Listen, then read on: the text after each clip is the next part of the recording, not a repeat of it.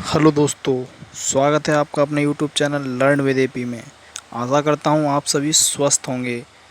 दोस्तों, जैसा कि हमने बोला था कि हम सीडीपी के 600 बहुत ही महत्वपूर्ण प्रश्नों को साझा करेंगे, उसी क्रम में ये हमारा 9वां वीडियो है दोस्तों, जिसमें हम पियाजे, कोहलबर्ग तथा बायोट्सी के जो सिद्धांत हैं उनसे संबंधित जो प्रश्न हैं उन्हें डिस्कस करेंगे। दोस्तों, अगर पिछले वीडियो आपने नहीं देखे हैं तो ज़रूर देखें, क्योंकि ये सीरीज़ बहुत ही इम्पोर्टेंट होने वाली है दोस्तों। एग्ज़ाम में यहाँ से क्वेश्चन 100% देखने को मिलेंगे आपको। और दोस्तों, ये वीडियो अंत तक देखें, क्योंकि इसमें जो आज डिस्कस होगा वो बहुत ही महत्वपूर्ण प्रश्न होंगे जो एग्ज़ाम में 100% आते आते हैं।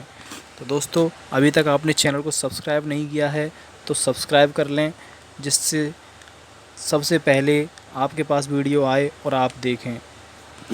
दोस्तों, पहला क्वेश्चन हम डिस्कस करते हैं। कोई 5 साल की लड़की एक टी शर्ट को तह करते हुए अपने आप से बात करती है। लड़की द्वारा प्रदर्शित व्यवहार के संदर्भ में निम्नलिखित में से कौन सा कथन सही है? दोस्तों, ऑप्शन ए है जीन पियाजे और लेव वायोत्स्की इसकी व्याख्या बच्चे के विचारों की अहम केंद्रित प्रकृति के रूप में करेंगे। ऑप्शन बी है जीन पियाजे इसे अहम केंद्रित भाषा कहेगा और लेव वायोत्स्की इसकी व्याख्या बच्चे के द्वारा निजी भाषा से अपनी क्रियाओं को नियमित करने के प्रयासों के रूप में करेगा। ऑप्शन सी है जीन पियाजे इसकी व्याख्या सामाजिक अन्योन्य क्रिया के रूप में करेगा और लेव वायोत्स्की इसे खोजबीन मानेगा। ऑप्शन डी है जीन पियाजे और लेव वायोत्स्की इसकी व्याख्या बच्चे के द्वारा अपनी माँ के अनुकरण के रूप में करेंगे। तो दोस्तों, इसका सही ऑप्शन है ऑप्शन बी। यदि कोई लड़की ऐसा व्यवहार करती है तो जीन पियाजे इसे अहम केंद्रित भाषा कहेंगे और लेव वायोत्स्की इसकी व्याख्या बच्चे के द्वारा निजी भाषा से अपनी क्रियाओं को नियमित करने के प्रयासों के रूप में करेंगे। दोस्तों, क्वेश्चन नंबर 2 है पियाजे के अनुसार बच्चों का चिंतन वयस्कों से डैश में भिन्न होता है बजाय डैश के। ऑप्शन ए है मात्रा कॉमा प्रकार। ऑप्शन बी है आकार कॉमा मूर्त परकता। ऑप्शन सी है प्रकार कॉमा मात्रा। ऑप्शन डी है आकार कॉमा किस्म। तो दोस्तों, इसका सही आंसर है ऑप्शन सी जीन पियाजे, जो कि प्रसिद्ध बाल मनोवैज्ञानिक थे, जिन्होंने बालक के बौद्धिक विकास के संदर्भ में महत्वपूर्ण शोध किए। जीन पियाजे के अनुसार बच्चों का चिंतन वयस्कों से प्रकार में भिन्न होता है, ना कि मात्रा में। दोस्तों, इसका सही आंसर ऑप्शन सी है। क्वेश्चन नंबर 3 है वाइगोत्स्की के अनुसार समीपस्थ विकास का क्षेत्र है। दोस्तों, ऑप्शन ए है अध्यापिका के द्वारा दिए गए संयोग की सीमा निर्धारित करना। ऑप्शन बी है बच्चे के द्वारा स्वतंत्र रूप से किए जा सकने वाले तथा सहायता के साथ करने वाले कार्य के बीच अंतर। ऑप्शन सी है बच्चे को अपना सामर्थ्य प्राप्त करने के लिए उपलब्ध कराए गए संयोग की मात्रा एवं प्रकृति। ऑप्शन डी है बच्ची अपने आप क्या कर सकती है जिसका आकलन नहीं किया जा सकता। दोस्तों, इसका सही आंसर ऑप्शन बी है। वाइगोत्स्की के अनुसार बच्चे के द्वारा स्वतंत्र रूप से किए जा सकने वाले तथा सहायता के साथ करने वाले कार्य के बीच अंतर समीपस्थ विकास का क्षेत्र है। क्वेश्चन नंबर 4 है निम्नलिखित में से कौन सा वाइगोत्स्की के द्वारा प्रस्तावित विकास तथा अधिगम के बीच संबंध का सर्वश्रेष्ठ रूप में सार प्रस्तुत करता है? ऑप्शन ए है विकास अधिगम से स्वाधीन है। ऑप्शन बी है विकास प्रक्रिया अधिगम प्रक्रिया से पीछे रह जाती है। ऑप्शन सी है विकास अधिगम का समानार्थक है। ऑप्शन डी है अधिगम एवं विकास समानांतर प्रक्रियाएं हैं। तो दोस्तों, इसका सही आंसर ऑप्शन बी है। जैसा कि वाइगोत्स्की का सामाजिक दृष्टिकोण संज्ञानात्मक विकास का एक प्रगतिशील विश्लेषण प्रस्तुत करता है। वाइगोत्स्की एक रूसी वैज्ञानिक थे, जिन्होंने संज्ञानात्मक विकास में समाज एवं उसके सांस्कृतिक संबंधों के बीच संवाद को एक महत्वपूर्ण आयाम घोषित किया है। वाइगोत्स्की का मानना है कि विकास तथा अधिगम के बीच संबंध का सर्वश्रेष्ठ सार विकास प्रक्रिया अधिगम प्रक्रिया से पीछे रह जाती है। दोस्तों क्वेश्चन नंबर 5 है, बच्चों के बौद्धिक विकास की 4 विशिष्ट अवस्थाओं की पहचान की गई है, किसने की है? दोस्तों ऑप्शन ए है एरिक्सन ने, ऑप्शन बी है स्किनर ने, ऑप्शन सी है पियाजे द्वारा, ऑप्शन डी है कोहलबर्ग ने। दोस्तों इसका सही आंसर है ऑप्शन सी जीन पियाजे ने।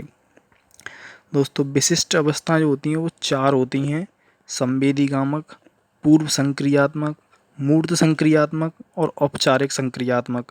जो पूर्व संक्रियात्मक गामक काल होता है 0 से 2 वर्ष का होता है, संवेदी गामक काल होता है वो 0 से 2 वर्ष का होता है, पूर्व संक्रियात्मक काल होता है वो 2 से 7 वर्ष का होता है, मूर्त संक्रियात्मक काल होता है वो 7 से 11 वर्ष होता है, औपचारिक संक्रियात्मक काल होता है वो 11 से 15 वर्ष होता है। क्वेश्चन नंबर 6 है, बच्चे दुनिया के बारे में अपनी समझ का सृजन करते हैं, इसका श्रेय डैश को जाता है? ऑप्शन ए है पावलोव को, ऑप्शन बी है कोहलबर्ग को, ऑप्शन सी स्किनर को, ऑप्शन डी पियाजे को। दोस्तों जैसा कि जीन पियाजे ने कहा था, बच्चे दुनिया के बारे में अपनी समझ का सृजन करते हैं, तो इसका सही आंसर ऑप्शन डी है। क्वेश्चन नंबर 7 है, पियाजे के अनुसार निम्नलिखित में से कौन सी अवस्था में बच्चा अमूर्त संकल्पनाओं के विषय में तार्किक चिंतन करना आरंभ करता है? ऑप्शन ए है औपचारिक संक्रियात्मक अवस्था, ऑप्शन बी है संवेदी प्रेरक अवस्था, ऑप्शन सी है पूर्व संक्रियात्मक अवस्था, ऑप्शन डी है मूर्त संक्रियात्मक अवस्था। तो दोस्तों इसका सही आंसर ऑप्शन ए है औपचारिक संक्रियात्मक अवस्था, जो कि 12 वर्ष के ऊपर होती है। औपचारिक संक्रियात्मक अवस्था संज्ञानात्मक विकास की अंतिम अवस्था है, यह 11 के बाद होता है। मूल रूप से यह अवस्था तार्किक चिंतन की अवस्था है, अर्थात इस अवस्था का बालक अन्य वस्तुओं के अतिरिक्त स्वयं के विचारों के संबंध में विचार करने में सामर्थ्य हो जाता है। क्वेश्चन नंबर 8 है, पियाजे के अनुसार संज्ञानात्मक विकास के लिए किस चरण पर बच्चा वस्तु स्थायित्व को प्रदर्शित करता है? ऑप्शन ए है मूर्त संक्रियात्मक चरण, ऑप्शन बी है औपचारिक संक्रियात्मक चरण, ऑप्शन सी है संवेदी प्रेरक चरण, ऑप्शन डी है पूर्व संक्रियात्मक चरण। दोस्तों इसका सही आंसर ऑप्शन सी है। संवेदी प्रेरक चरण में शिशु असहाय जीवधारी से गतिशील अर्धभाषी तथा सामाजिक दृष्टि से चतुर व्यक्ति बन जाते हैं। वे आवाज़ तथा प्रकाश के प्रति प्रतिक्रिया करते हैं, रुचिकर कार्यों को करते रहने की कोशिश करते रहते हैं तथा वस्तुओं को स्थिर मानते हैं। वे ऐसे वस्तुओं के बारे में भी सोचना प्रारंभ कर देते हैं जो प्रत्यक्ष नहीं लगती। दोस्तों क्वेश्चन नंबर 9 है, पियाजे के अधिगम के संज्ञानात्मक सिद्धांत के अनुसार वह प्रक्रिया जिसके द्वारा संज्ञानात्मक संरचना को संशोधित किया जाता है। ऑप्शन ए है प्रत्यक्षण, ऑप्शन बी है समायोजन, ऑप्शन सी है समावेशन, ऑप्शन डी है स्कीमा। तो दोस्तों इसका सही आंसर ऑप्शन बी है समायोजन। पियाजे के अधिगम के संज्ञानात्मक सिद्धांत के अनुसार वह प्रक्रिया जिसके द्वारा संज्ञानात्मक संरचना को संशोधित किया जाता है समायोजन कहलाता है। क्वेश्चन नंबर 10 है, कोहलबर्ग के अनुसार शिक्षक बच्चों में नैतिक मूल्यों का विकास कर सकता है। ऑप्शन ए है धार्मिक शिक्षा को महत्व देकर, ऑप्शन बी है व्यवहार के स्पष्ट नियम बनाकर, ऑप्शन सी है नैतिक मुद्दों पर आधारित चर्चाओं में उन्हें शामिल करके, ऑप्शन डी है कैसे व्यवहार किया जाना चाहिए इस पर कठोर निर्देश देकर। दोस्तों इसका सही आंसर ऑप्शन सी है। कोहलबर्ग के अनुसार बच्चों के नैतिक विकास के लिए उन्हें विभिन्न नैतिक मुद्दों की परिचर्चा में सक्रिय सहभागी बनाना चाहिए। साथ ही नैतिक रूप से प्रेरणादायक कहानियों को सुनाकर उनके नैतिक विकास को निर्देशित किया जा सकता है। क्वेश्चन नंबर 11 है, वाइगोत्स्की बच्चों के सीखने में निम्नलिखित में से किस कारक की महत्वपूर्ण भूमिका पर बल देते हैं? ऑप्शन ए आनुवांशिक, ऑप्शन बी नैतिक, ऑप्शन सी शारीरिक, ऑप्शन डी सामाजिक। दोस्तों इसका सही आंसर है सामाजिक।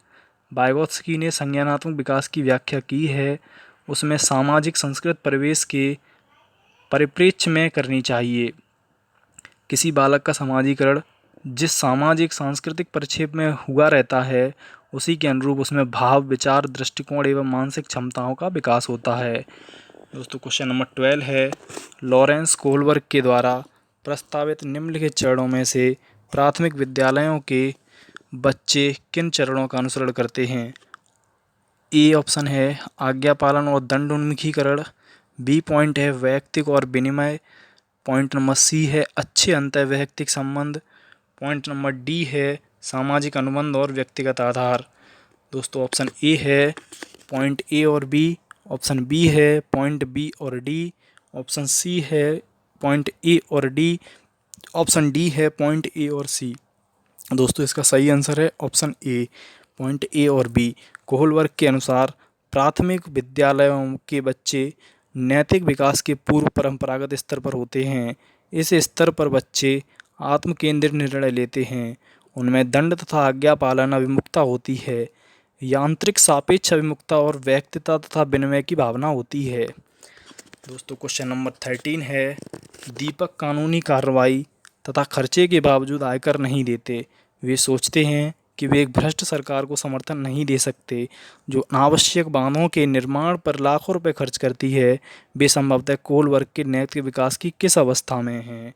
ऑप्शन ए है पश्च परंपरागत, ऑप्शन बी है पूर्व परंपरागत, ऑप्शन सी है परापरंपरागत, ऑप्शन डी है परंपरागत। तो दोस्तों इसका सही आंसर ऑप्शन ए है, वे संभवतः कोहलबर्ग के नैतिक विकास के पश्च परंपरागत अवस्था में हैं। नैतिक विकास के इस तृतीय तथा सर्वोच्च स्तर पर व्यक्ति उन नैतिक मूल्यों तथा नैतिक सिद्धांतों को परिभाषित करने के स्पष्ट प्रयास करने लगते हैं जिनकी सामाजिक दृष्टि में वैधता या उपयोगिता होती है। क्वेश्चन नंबर 14 है, निम्नलिखित में से कौन सा निहितार्थ पियाजे के संज्ञानात्मक विकास के सिद्धांत से नहीं निकाला जा सकता? ऑप्शन ए है बच्चों की अभिगमनात्मक तत्परता के प्रति संवेदनशीलता, ऑप्शन बी है वैयक्तिक भेदों की स्वीकृति, ऑप्शन सी है खोजपूर्ण अधिगम, ऑप्शन डी है शाब्दिक शिक्षण की आवश्यकता।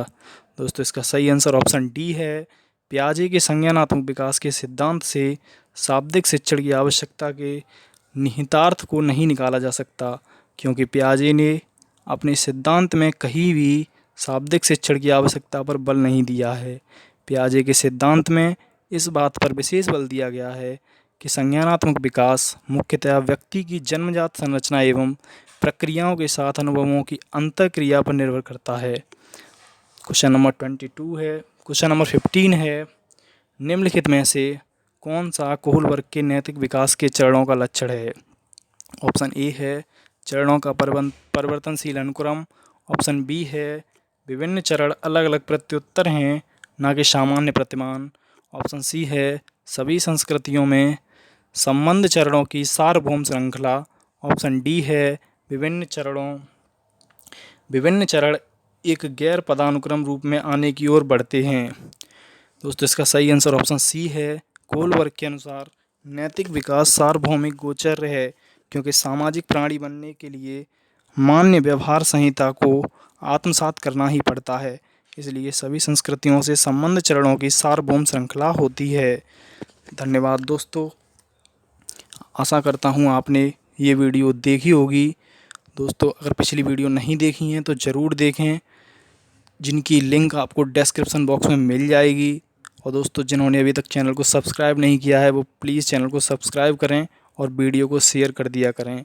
दोस्तों ये PDF प्राप्त करने के लिए आप हमारे टेलीग्राम ग्रुप को ज्वाइन कर सकते हैं, जहां से आपको PDF और एग्ज़ाम रिलेटेड अपडेट्स और क्वेश्चंस मिल जाएंगे, जहां पर हम टाइम टू टाइम क्वेश्चंस भी करवाते हैं। दोस्तों धन्यवाद।